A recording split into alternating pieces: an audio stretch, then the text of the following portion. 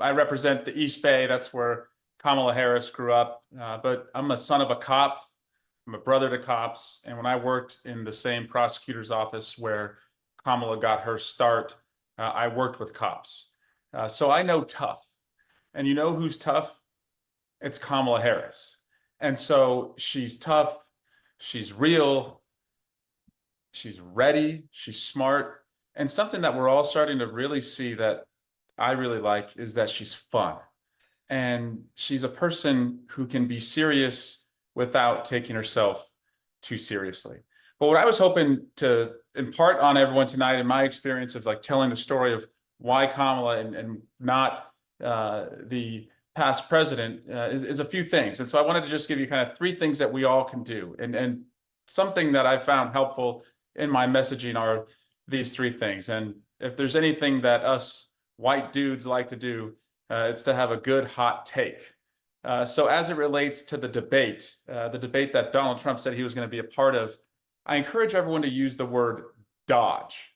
Use dodge instead of backsliding or getting out, because dodge brings up the time that he dodged the Vietnam War with bone spurs. It takes our focus exactly where we want it to be, his cowardly feet. It also has alliteration, and just say it plainly, Donald Trump is dodging the debate. Donald the Dodger. Also, let's talk about Trump's age. Don't say 78-year-old. Let's say almost 80, because he is. And this guy, for the last 2 years, has wanted to make this race entirely about age. You know what, pal? You got it. We aren't running against Donald Trump. We are running against Old Trump. He's an old man with old ideas, and we should say that every day as we communicate what he threatens to all of us. And finally, in your messaging, as you talk to neighbors, as you knock on doors, and I don't want us to forget about knocking on doors. We can put our hot takes out there on social media, but nothing beats, especially in the swing states, eyeball to eyeball at someone's doorstep, making your case. And so my first rule always in messaging is tell me a story or bore me. Tell your story as to why you're supporting Kamala and why we can't have Trump. I'll tell you, from being a prosecutor and seeing people come through the district attorney's office, Donald Trump bragging that he's going to beat Kamala Harris so easily, I've seen other people think that. Other sexual predators and rapists think that. So to Donald Trump, I say, if you want to find out how this movie ends, you should go ask them, but you're going to have to go to a prison to do it. So bring your own story and personalize it to you.